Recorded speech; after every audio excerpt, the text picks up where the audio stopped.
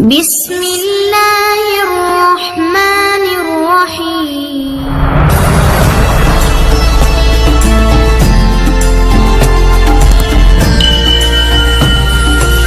அஸ்ஸலாமு அலைக்கும்.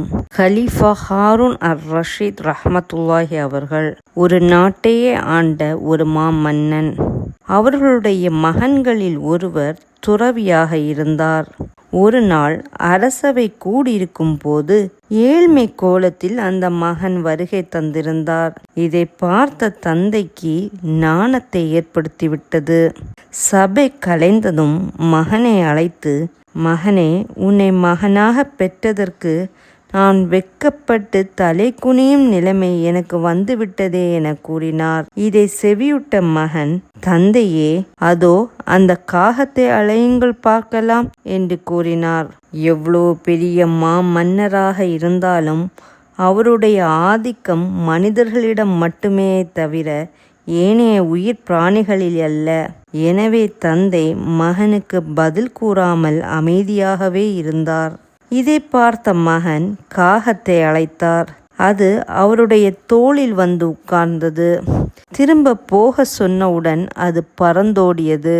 பிறகு தந்தையை பார்த்து மகன் கூறினார், தந்தையே, பார்த்தீர்களா, கேவலம் இந்த பகுத்தறிவற்ற காகம் கூட உங்களுடைய ஆணைக்கு கட்டுப்பட மறுக்கிறது.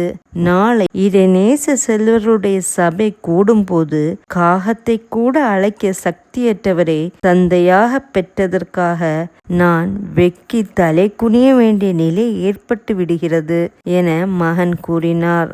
ஆம், மறுமை கணக்கில் பின் தங்கியவரே உண்மையிலேயே வெட்கப்பட வேண்டியவர்கள். நாம் எந்த நிலைமையில் இருக்கின்றோம் என்பதை நாம் சற்று சிந்தித்து பார்க்க வேண்டும்.